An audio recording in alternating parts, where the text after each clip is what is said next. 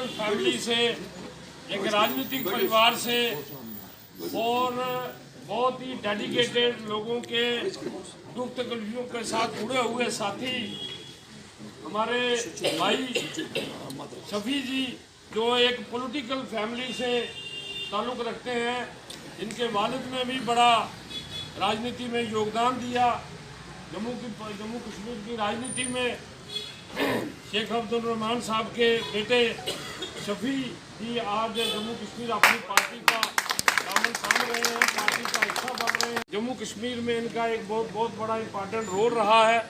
तो मुझे आज बहुत खुशी हो रही है कि शफी साहब आज इस पार्टी का, अपनी पार्टी का हिस्सा बन रहे हैं।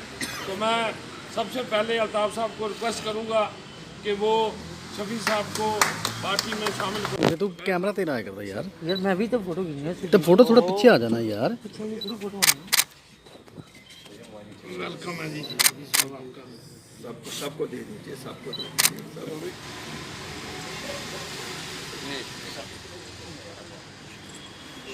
हाँ बोलना पहले, फिर एक फोटोग्राफ ले लेंगे। फोटोग्राफ रुलाव। तो क्या आप दिल्ली जाकर इस पे भी बात करेंगे प्रॉपर्टी टैक्स पर? क्या आप देखिए साहब, ये चीज़ें तो कुछ हमारे हाथ में भी हैं। खुद ये क्या 2 महीने इलेक्शन ना करे और 3 महीने ना, चौथे महीने करेंगे। आपको मैंने कहा है ये सब चीज़ें रिव्यू होंगी। ये सब चीज़ें रिव्यू होंगी। कश्मीर के मेयर ने इसका अपोज किया। उन्होंने कहा कि हम कश्मीर में लागू नहीं होने देंगे। क्या वहाँ पर म्युनिसिपल, क्योंकि उसको पता है कि उसको अपने प्रेसिडेंट के पास जवाब देना है। उसको पता है उसको अपने लोगों के पास जवाब देना है। यहाँ जम्मू के मेयर को भी पता है, जम्मू के लीडरों को भी पता है कि इनको जवाब किसी के पास नहीं देना है। इनको वोट दिल्ली से ही आ जाते हैं। साफ तौर पे कहा है, मेयर ने कहा है कि स्पेशल हाउस कंडक्ट किया जाएगा और इस चीज़ को रिवाइव किया जाएगा। म्युनिसिपल इस हक में नहीं है और जो ये ऑर्डर हुआ है ये ऊपर एडमिनिस्ट्रेशन से किया गया, जिसके हक में खुद म्युनिसिपल विभाग। देखिए, मैं आपको बताऊँगा, जो चीज़ें भी लोगों के हित में नहीं हुई हैं, ये तो जितने खंजर इन्होंने घुसेटे हैं जम्मू कश्मीर के लोगों की छातियों में, मैं नहीं कहता हूँ पीठ में, छातियों में, इन सब को रिव्यू किया जाएगा। यही नहीं है, हम भूल जाते हैं। इंसानी याददाश्त बहुत बड़ी कम होती है, हम भूल जाते हैं। आप याद करो ना, हमारे बच्चे कितने यहाँ एजुकेशन पे बैठे हैं। बॉर्डर बटालियन, वो अकाउंट्स असिस्टेंट, कितने नहीं, कोई नहीं, कौन नहीं बैठा है। पकड़ो ना, क्यों नहीं पकड़ रहे उनको? अगर कहते हो पेपर आउट हो गए, बच्चों ने सफ़र किया, वो क्यों नहीं जेल गए? वो अफसर जो इसमें मुलविस थे, जिन्होंने वो उस एजेंसी को लगाया, वो क्यों नहीं जेल गए अभी तक? क्या उसमें क्या किसकी तरफदारी हो रही है? किसको बचा रहे हैं? मुझे तो समझ नहीं आती। मैं तो आज अपील करता हूँ, ये जितनी भी सियासी जमातें हैं, छोड़े एक तलाफ, हम किस जमात से हैं, कौन है, क्या है, लेकिन लोग तो हमारे हैं ना। हमें तो यहीं इन्हीं में रहना है। ये जो अवाम मुखालिफ फैसले हर दिन ये एडमिनिस्ट्रेशन कर रही है, we should get up and join hands and fight them, tooth and nail fight them. क्या करेंगे ये लोग? इससे क्या और ज़्यादा ये कर सकते हैं?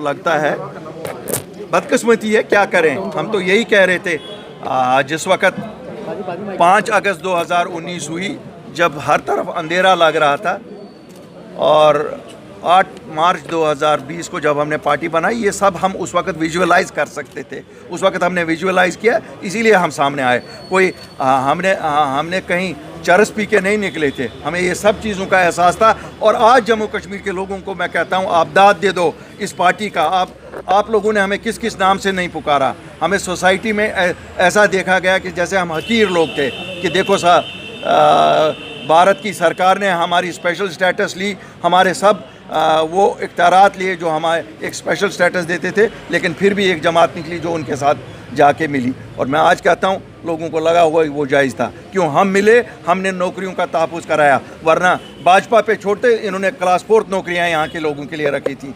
24 घंटों में मैंने चेंज करवाया वो ऑर्डर। इसी तरह हमने ज़मीनों का तहफ़्फ़ुज़ का ऑर्डर निकाला, जिसमें 95% उसी ऑर्डर के बेसिस पे। देखिए, 5 अगस्त 370 हटने के बाद कोई भी यहाँ ज़मीनें खरीद सकता था, लेकिन अपनी पार्टी और हम सब ने काम किया। दिल्ली के साथ, दिल्ली की सरकार के साथ एक ऑर्डर आया, 95% ज़मीनें जम्मू कश्मीर के लोग ही खरीद सकते हैं, 5% जो इंडस्ट्रियल लैंड है वो बाहर के लोग। उसी बेसिस पे जब मैंने लास्ट टाइम आपको यहाँ कहा था कि 1 इंच ज़मीन किसी को बाहर वाले को यहाँ खरीदने नहीं देंगे, बसने नहीं देंगे। मैं कोई यहाँ ये नहीं धमकियाँ नहीं देता हूँ, मैं कानून के आधार पे बात करता हूँ। मेरी बात हमेशा, मैं लोगों को वर्गलाता भी नहीं हूँ, मैं लोगों को उकसाता भी नहीं हूँ। क्यों, मैं जो बात करता हूँ कानून के दायरे में करता हूँ। क्यों, मैंने वो काम किए हैं, लोगों को तो पता नहीं है, अपनी पार्टी ने वो काम किया। जम्मू मेयर की स्टेटमेंट आई है, रविंदर रैना ने कहा था कि हम ये प्रॉपर्टी टैक्स नहीं लगने देंगे, लेकिन मेरे भाई, अब आप 5 साल से इनको ही देख रहे हैं, इनकी क्या चलती है कुछ? आपको नहीं लगता है कि, आपको लगता है भाजपा की जो यहाँ लोकल यूनिट है इनकी कुछ चलती है? अगर चलती होती तो मेरे साथी रविंद्र रैना को मैंने असेंबली में देखा है, शेर की तरह गरजता था, लेकिन आज तो बिल्ली बना दिया है उसका। वो गया बेचारा परसों नहर पे, कहा मेरी डेड बॉडी के ऊपर से, दूसरे दिन रेहाड़ी। रविंद्र भाई सुनते अगर हो, क्या कर रहे हो? अपने जलाल में आ जाओ। क्यों, लोगों के पास ही हम सबको जाना है। हमें ना एलजी साहब कल वोट दिलाएगा, हमें अपने वोट लोग ही वोट देंगे। अगर हम इनको तकलीफ देंगे तो ऐसे नहीं होगा।